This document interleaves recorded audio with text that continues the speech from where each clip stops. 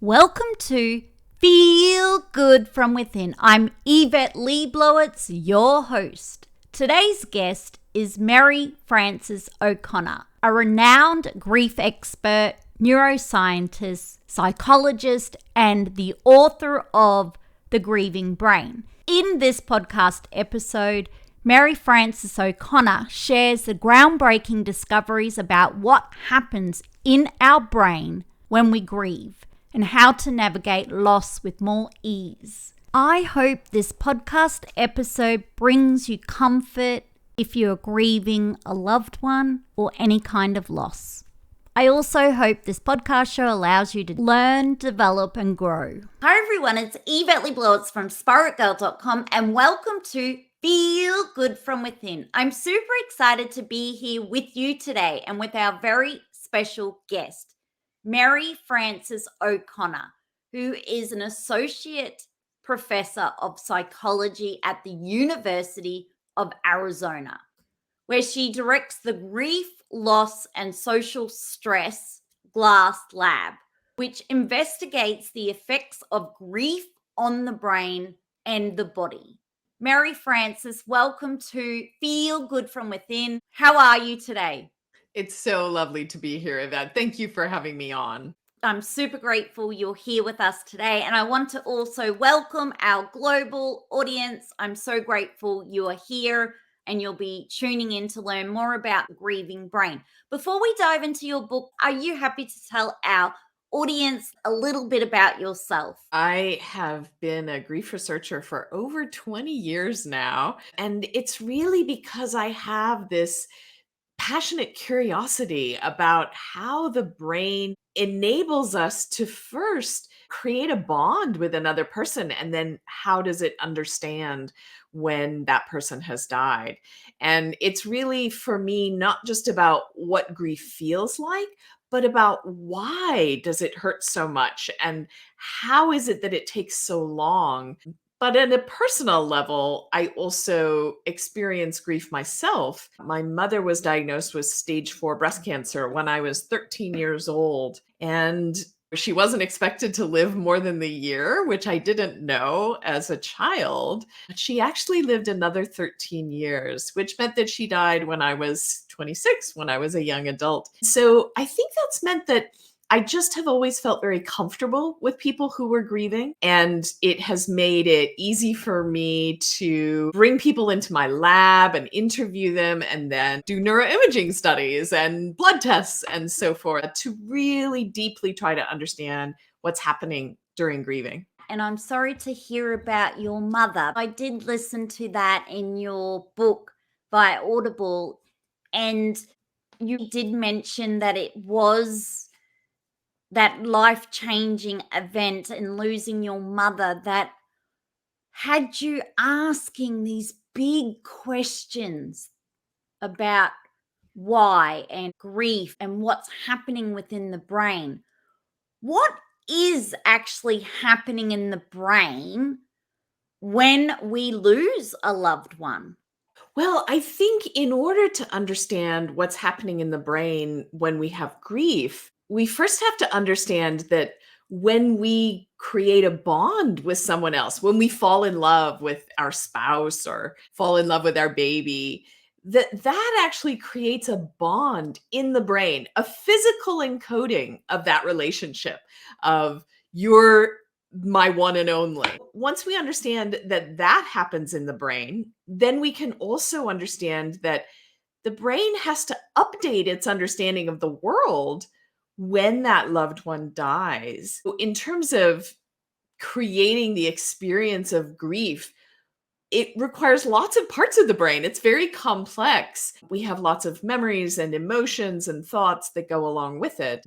But it's been helpful to even recognize that this is a process happening at a physiological level in our brain. And I think that helps partly to understand how it takes so long for us to learn that our loved one is gone, they're never coming back, and then what does that mean for our life? And you talked about when we do lose a loved one, our brain is so overwhelmed and it can't comprehend someone that you might have had a morning coffee with every day or had a conversation with before going to bed or sleeping with in bed, that not only the bond, but those rituals is completely broken and the brain is just so overwhelmed it can't figure out what's going on.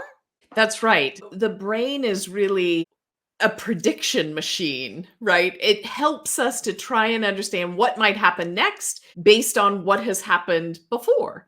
The trouble is that when we are bonded to someone, it's our deep belief that I will always be there for you and you will always be there for me. And so that always part that is a part of a relationship, it doesn't just go away when the person dies. As you say, you wake up thousands of days next to someone, and then one morning you wake up and they're not next to you. It's actually not a very good prediction that they've died because we're used to people being absent for lots of reasons. That belief that the person is out there persists for a long time, even though we know rationally that the person has died. We might have a memory of being at the bedside, but that attachment belief that they're out there persists. And that's why we find ourselves doing things like picking up the phone to call someone and then realizing that we can't talk to them. It's every small habit that we have to relearn. And that's why I sometimes think grieving can be thought of as a form of learning. And when we're going through grief,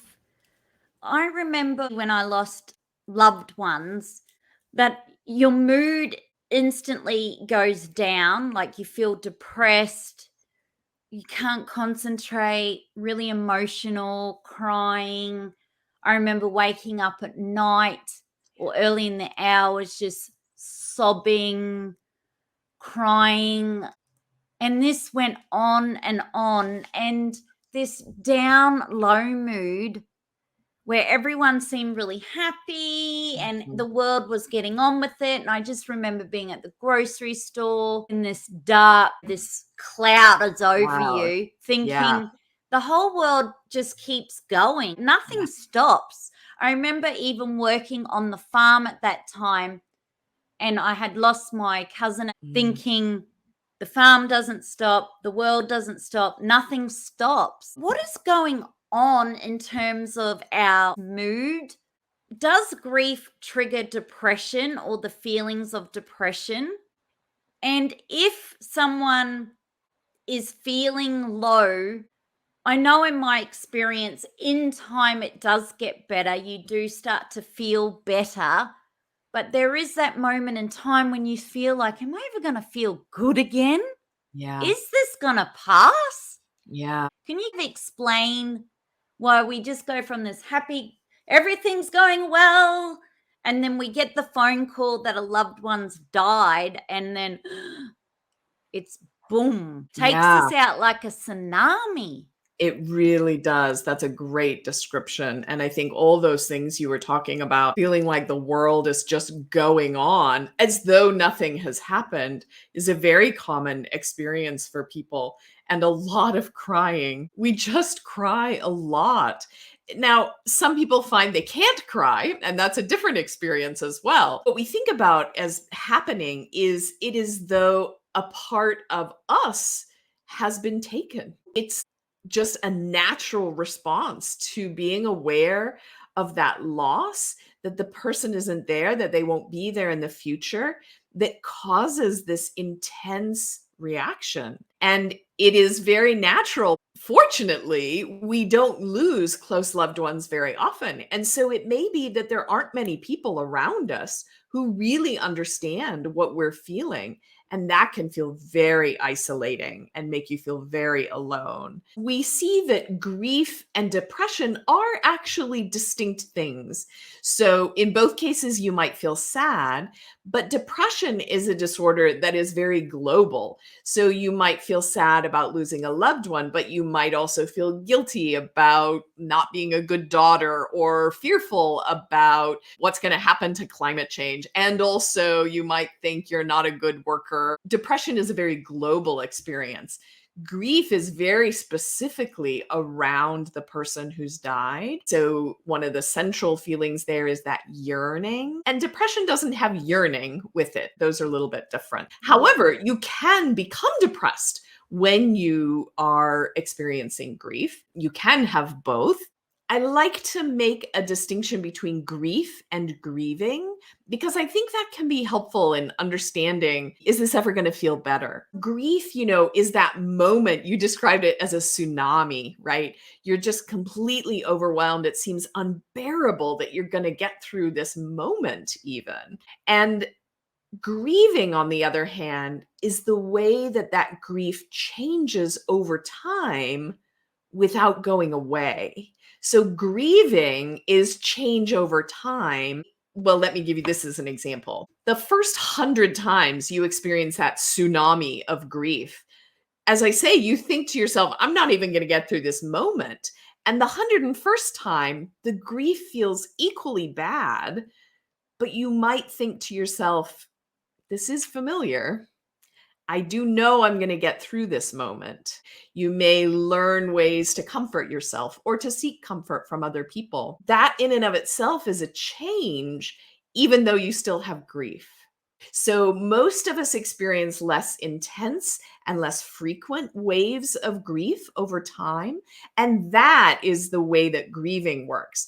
But it can be years and even decades after a loss, and you can still have a moment where you feel overwhelmed with grief. That doesn't mean you've done anything wrong in your grieving. It just means that in that moment, you're very aware of this loss. And the grieving has been a normal healing process. You're probably not feeling it as often, but it's okay to feel grief, just that natural human reaction, years and decades later. What could someone do if they were experiencing grief or grieving around Christmas time because they've lost someone? Is there anything they could do to help self-soothe them? So we know, even from the research, we can see it in the data, that it is absolutely true that people experience more grief around the holidays and anniversaries and birthdays. I think one of the things is just to know that it's normal. So your grieving may mean that you're not feeling grief as often. And so then around the holidays, you may think, oh my goodness, I feel worse. I thought I was doing really well. I thought I was coping pretty well. And now I feel all this grief again. It doesn't mean there's anything wrong with your coping. It just means there's all these reminders of the person. And when there are those reminders, we become aware of what we've lost, and then we feel grief. I think part of it is just being really compassionate with ourselves and recognizing this is how grief works. I am doing a normal human response to a terrible, terrible loss. I think that can be helpful. And then the other thing I think that can be helpful is to try and make a plan for how you're going to manage holiday events, for example, whether you're going to do traditional things that you've done in the past or whether you want to do something very different this year. And then having a plan B. So even once you make a plan, in the moment when you're supposed to go for dinner or go caroling or whatever the event is, in the moment, it may not feel like the right thing to do. Having a plan B and getting some support from the people around you. Well, I'm just going to come for half an hour, or I'm not going to come to the caroling, but I'll come to the thing afterward. Doing those kind of plan B things can mean that you're really responding to how you feel in the moment.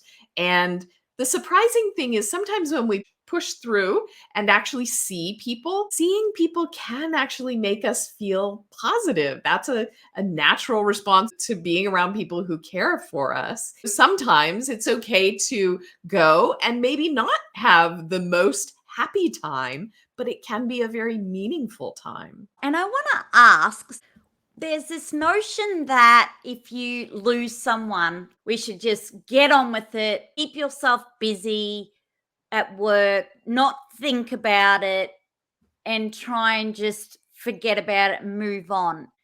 Is this trying not to think about it and just keeping ourselves really active and really busy so we can't think about it or experiencing the natural emotions, delaying our grief? I think that what's important is that we have a big toolkit of ways of coping so that it may be perfectly fine on the day that you have a big presentation at work that you think to yourself, you know what, I'm not going to think about this person who's died at all.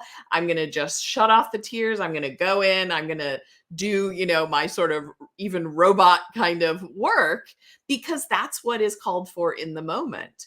But if you do that all the time, if you're constantly trying to avoid and distract yourself from your feelings, it's probably the case that they're not going to change very much. And so you'll have to keep doing that. But on the other hand, if you have other coping skills, then sometimes you might avoid or distract yourself. But at other times, you might allow yourself to think about what does it really mean for your life that this person is gone? What is it that you've learned or that you want to take forward to honor the values of this person? I think about my mother and sort of the things that she stood for. And sometimes when I'm doing things, I think, Mom, this one's for you. Having moments where you're processing the experience that you're having, you're really experiencing how life is different now than it was before. That can be very sad and it can lead to a lot of yearning, but it can also really help us to understand, have a gratitude for life, to really understand others around us who also might be grieving, or to feel that life is very precious and time is short. And so we want to achieve goals that we had been putting off. There are so many possible things that people can learn when they're going through grief. If they have some period of time when they allow themselves to feel the grief and what they're learning because of it. And they have other times when it's okay to take a break. Grieving is really stressful for your body. And so taking a break, going out to a party, going to a movie, there's nothing wrong with that as one of the many coping. When it comes to grief, is journaling an effective coping tool that we could use? So the key, I think, with journaling, which can be very helpful for people to sort of put down in black and white how it is that they're feeling right now. Journaling can be extremely helpful, but it is also sometimes the case that journaling can lead to what we call rumination. And so rumination is where you have these thoughts that are the same over and over and over again. One of the common versions of rumination that we see is what we call the would've, should've, could've thoughts. The doctor should have run another test, or if only I could have gotten them to the hospital sooner, or if only they would have. But all of those stories, even if we're writing them down again and again, and how we're feeling maybe guilt, all of those stories actually end in, and then my loved one would have lived. But the reality is that they didn't live. Being lost in these stories over and over again, it actually isn't helping us to understand the present moment, to be in the present moment. And that is where life is happening.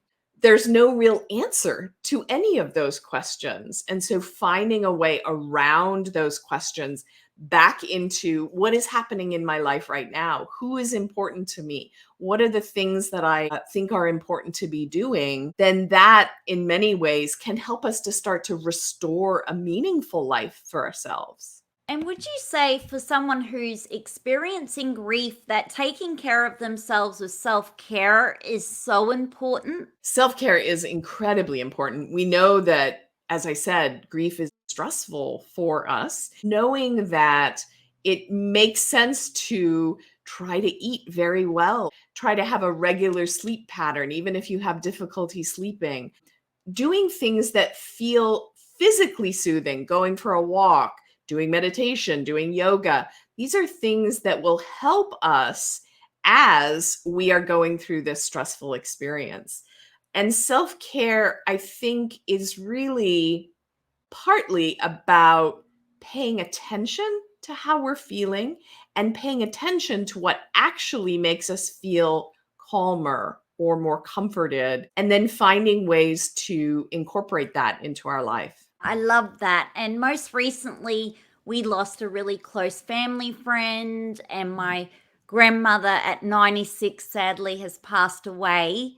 Yeah. But what I discovered when two people that were so significant in my life passed away literally within a day, I Wow. honestly thought, oh, I don't know how I'm going to get through this. I went for my walk. I felt really sad, really upset. Had my sunglasses on, but I was like, no, I got to do a walk that'll help me feel better. I sat on the beach and I listened to the ocean and I found that nature was very comforting. Yeah. Have you found that within your research as well, that we can find comfort from being in nature? I don't have any research personally about this, but I think it makes a lot of sense. When a loved one dies, it can feel like the rug just got ripped out from under you. And I think it is helpful often to turn to things that feel very enduring in a moment that feels so tender and fragile. I think nature is often one of those things that feels universal. It feels forever. The ocean is always going to be there, and the sun and the stars are always going to be there. And so, in a moment, I think that we can feel a lot of human frailty by turning to these bigger experiences. I think can be very helpful for some people. And it's interesting you mentioned getting together with people, because I was having a really down day, a grief day, grieving day, and I honestly originally had organized this dinner and I definitely didn't feel like it. I was sitting on the couch feeling horrible. But then when I did have the dinner with my mum, and then we watched a movie after this dinner and movie night, we had moments of laughter. It was quite heartwarming and it kind of helped to shift those sad feelings. So Yeah. I found that very therapeutic. A lot of people think I shouldn't feel good. I should be feeling a lot of grief and sadness, but there's really no big book of rules. There's no grief rules book. It turns out that feeling connected to another person, which often involves laughter, can be one of the things that is most soothing for us. There's nothing wrong with having that soothing experience of connecting with other people. We often think, I'm not going to be able to feel that way. But often when we're watching a funny movie, or we're eating good food and telling stories together, we discover that we can actually feel that way, even though we might then feel grief again later. You're so right, because there was no way I imagined I'd even feel good again that day or have a moment of feeling good. I honestly thought, when is this feeling of grief and loss and sadness and feeling depressed and low and crying eyes, these watery eyes, gonna finish? I Yeah. thought this could go on forever and ever. Well, I think it is like that. Grief is a little bit like jumping into a puddle and then jumping out of it again. And when you're in the puddle, of course, you're completely wet, but it doesn't mean that there isn't a way to then also jump out of it. I think of emotions this way: they're going to arise, but they're also like the waves, they're going to recede. In the moment when you're at the middle of that wave, it feels like it will be that way forever. And so having hope and faith in that moment that the wave is going to recede again can be very helpful. And is it very common when we can have these thoughts where we don't want to accept the news? We don't want to believe it's true. We honestly go through a period of feeling shocked. It's like our brain, it's in shock. Yeah. This is definitely an experience that a lot of people have. And for some people, they'll describe even days and weeks afterward, feel like he's just going to walk through the door again. That disbelief and even just straight out denial, this can't be true. These are absolutely experiences that people have. Having said that, I just want to add that denial is often described as one of the first of the 5 stages of grief that was brought to the world's attention by Elizabeth Kubler-Ross. And I want to say that it's become clear through more recent scientific work that those are not stages that we move through in a linear way, where we do all of denial and then there's all of anger and all of depression. And once you get to depression, you're never going to have anger again. we know now that what she was doing was what all scientists do initially, which was to describe. And all of those are feelings that often come with grief, including acceptance that she described as well. But it's not a prescription for grieving. It doesn't mean do it in this order. It doesn't mean that you will have all of these experiences, but rather here are some of the experiences that people have when they're grieving. So we don't actually use the 5 stages of grief anymore because we know now that grief comes and goes in waves and improves over time, but not in a linear way. I'm glad you clarified that. And the reason being is I remember being told about these 5 stages of grief. And at the time, I was like, oh, I missed one of the stages. When is that stage going to happen? Yeah. Is it very unique for each individual as well? One person might experience shock initially, but the second person who's received the same phone call might be experiencing anger. So each person might be experiencing all these different emotions, but they've received the same phone call of losing a loved one. That's exactly right. Grief is very individual. And even the things that I'm saying today, I may be an expert on grief, but you're an expert on you.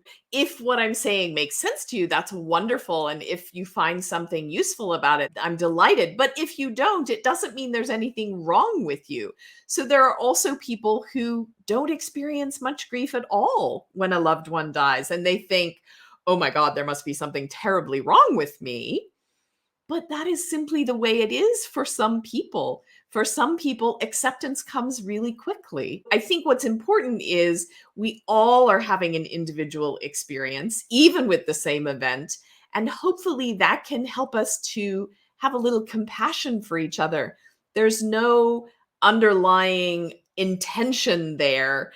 If you feel anger, you feel anger, but it doesn't make your grief better or worse than a person who's not feeling anger or who's moved into acceptance more rapidly than we would expect them to. And in your experience through your research, have you found that someone who was already experiencing, as an example, depression or maybe bipolar, that on top of that, when they experience loss and grief, that's when they need extra support? Whereas someone who wasn't going through that may be able to bounce back a little bit quicker. Absolutely. So having a personal history, as you're describing, that can increase the severity of a person's grief, but it also, as you say, can be a trigger. So, for example, a person who has bipolar disorder, who may have been doing pretty well and been fairly stable,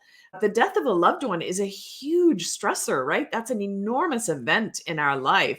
And it can set off in a person who already has periods of mental health issues. It can set off one of those periods. And so if you know that you have personal history of mental illness, it does make sense to ensure that when you experience grief, that you have the care around you in place to really try and support you through that. And do you think that if someone's going through grief, that talking to someone can help, like a therapist or a counselor? I think that talking in general is often a good idea during grief. Grief can be a very private experience. And so what we're experiencing can be very normal, but unless you talk with someone else about it, you're not going to discover that it's very normal. And you may think, oh, why am I having these weird thoughts? Or I find myself doing things that I'm not expecting myself to do. So talking can be very helpful just in even understanding the range of experiences that people have when they're grieving that are all very normal and very typical, but we don't talk about very much. In addition to that, it can be helpful to talk about it just because this person was so important in your life. And sometimes we feel the need to express how important they were and to really try to tell those around us the impact that that had for us. So that's another way that I think expressing yourself can be really useful. I think that it is not necessary always to see a therapist when we're grieving. It certainly is a natural healing process, and most of us are quite resilient with the support of friends and family. But if you are struggling with grief, then absolutely someone who is skilled in understanding emotions and grief specifically can be very helpful. To have someone to talk with you about skills you may not have considered, growing your coping strategies toolkit in ways you might not have done before. If you get stuck in some set of thoughts, like the would have, should have, could have, it can be helpful to have a therapist there who can teach you more skills about how to respond to your own thoughts and how to manage periods of rumination. So I think therapy can be incredibly helpful, but I would not say it's necessary for everyone. And when it comes to your research, what has been one of the most surprising things that you have discovered along your journey as a neuroscientist? I think one of the most surprising things is that one of the very tiny areas of the brain that I discovered in functional neuroimaging as being important during grieving, this little area is called the nucleus accumbens. It turned out that in animal research, where the scientists are looking at voles who mate for life, so pair bond with each other, this exact same area of the brain is important in their bonding, and that we see changes when they're separated from each other. And I think that's just remarkable that our brains could be conserved across evolution that way, that we could actually be having some of the same experiences as even animals when they're experiencing separation from loved ones. I think finding that makes me realize just how normal grief really is, and that it is a process happening in our brain as well as our mind. And so it takes time. Physically, it takes time to update our understanding of the world. And you included that in your book, The Grieving Brain, which was very interesting. And I really found fascinating that you started back in an era where MRI was new, and you were really just at the start of this trying to figure out what was going on within the brain, what was involved and happening in the brain when it comes to grief and loss. What inspired you to write The Grieving Brain, your book? And what is the meaning behind your title? I have a chance to read grief research every day. Elizabeth Kubler-Ross's model came out in 1969, and science has come a long way since then. So every day I'm in the middle of designing new experiments and analyzing data of interviews with grieving people and reading my colleagues' work where they're doing studies on grief and grieving. And that's all wonderful and has certainly impacted me personally as well as a scientist. But I realized that this information was not getting into the hands of the people who could actually use it. Writing the book for me was really like turning to the person next to you on the airplane and just having a conversation about how grief and grieving work so that they can take whatever part of that might be useful to them in understanding their own experience and maybe thinking about their grief in new ways. The science of how we learn from love and loss is because the science has to both understand how the bond, how the love develops, then also the science of how the brain understands that learning process when we're grieving. And in your book, you also mentioned that we can grieve loss of a celebrity or a musician, someone that we maybe have seen on TV, and that this can be a universal grief, even though we've never met the celebrity or the musician in person.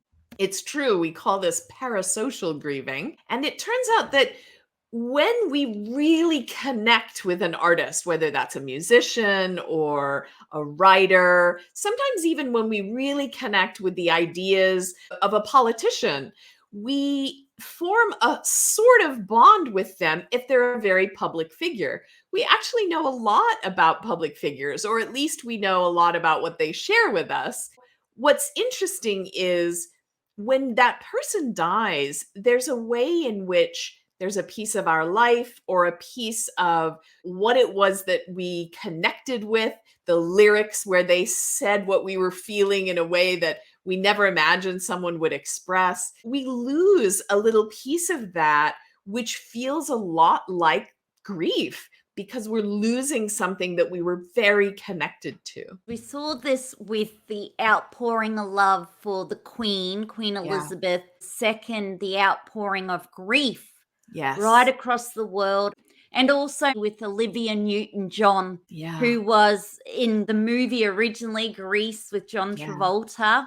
What is your hope for your newfound book readers? My biggest hope is that reading the book or listening to podcasts like this gives us an opportunity to start a conversation so that it's easier to say to a friend, maybe, I was listening to this podcast or I was reading this book and it made me think about this that happened when my mom died, or it made me wonder how you've been doing since your dad died.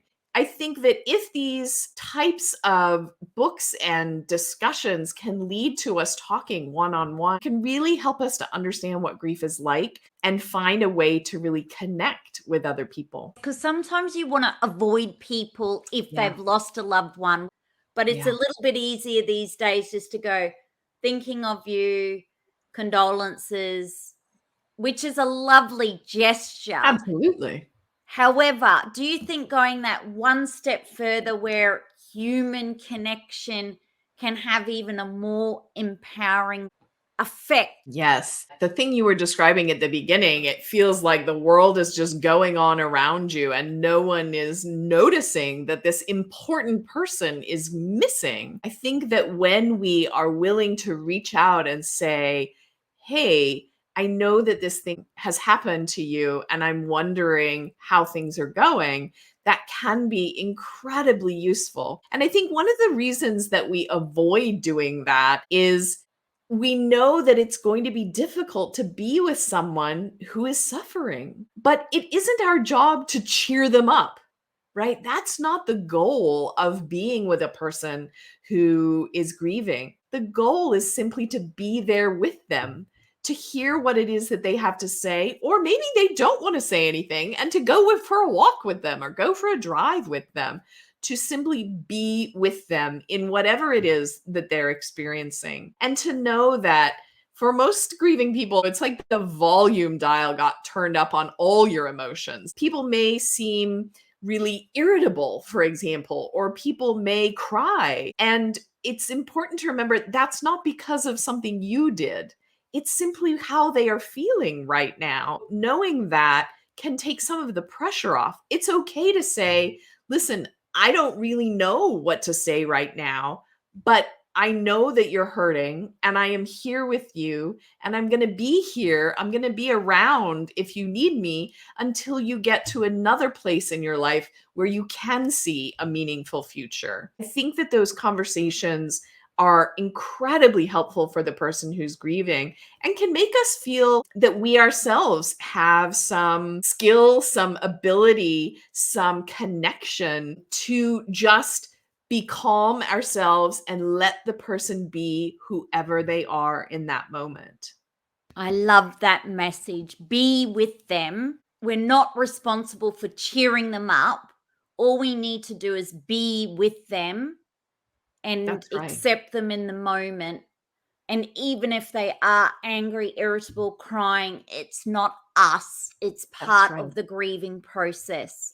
I'll give you one example. Yes. A student of mine, she and her boyfriend knew that their next door neighbor's husband had died. They were an elderly couple who had been together for many, many, many, many years. And this woman's boyfriend went over near Christmas time, knocked on the door and said, listen, I know your husband put up Christmas lights every year, and I just thought I'd see if you might like me to put them up for you this year. And she said, no, I don't need any help. And she slammed slammed the door and he thought, oh God, I've done the wrong thing. How could I be so insensitive? This is awful, and went away. And about 24 hours later, she came over next door and she said, I am so sorry. It's just so hard for me to think that he isn't here, that he can't do that for me, that I couldn't even understand the kind offer you were making. And that in fact, I would love it if you would help me put up Christmas lights this year. And so that's a great example where in the moment you may feel like you did the wrong thing, but in the long run, it is showing support and love that really matters. I love that story. That is so beautiful. You give so much in your field of work. I know we talked before I hit the record button. You're like the godmother of grief. Many other grief therapists or people who work in the field refer to your pioneering work and the research you do.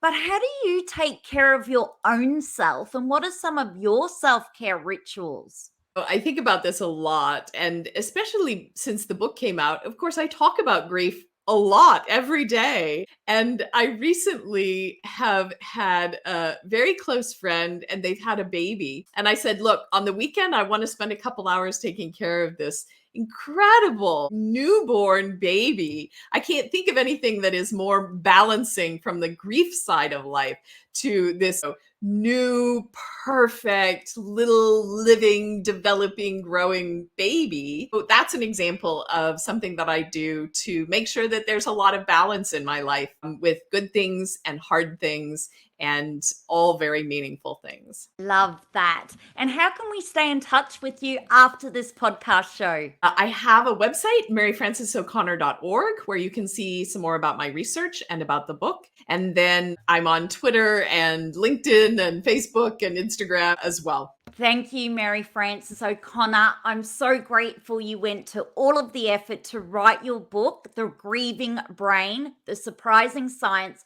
of How We Learn from Love and Loss. It was an absolute pleasure to have you on the podcast show. I totally recommend if anyone is going through grief or grieving or just wanting to learn more about what's going on, and definitely if you're a grief therapist or psychologist or work in mental health and it's your role to support people in grief, I found your book to be an incredible resource of learning, and I learned so much. But what I really loved was learning more about you as the author and your own personal journey of sadly losing your mum, but how that loss really shaped where we are here today with your book, The Grieving Brain, and how much that loss of your mother has shaped who you are today as a person, but also been a very pivotal part of your work. Thank you. These are really kind words. And I'm really grateful to you for bringing this conversation to people. It's so important. I love the work you do. So thank you, Mary Frances O'Connor. You're incredible and you're really making a difference in the world. Thank you, Yvette. Thank you. Bye. Bye-bye. Thanks for listening into this podcast episode. I hope you found this conversation of interest and of benefit to you. In support, I would love for you to subscribe to Feel Good From Within with Yvetteleblowitz, SPAITGIRL and to also leave a 5-star rating and a review of what you think too. Be sure to share this show with your family, friends, and community, and to also subscribe to my mailing list at spiritgirl.com, yvetteleblowitz.com, or feelgoodfromwithin.com, and to follow Spirit Girl, Yvette Leblowitz, or Feel Good From Within on any social media app. And together, let's feel good from within.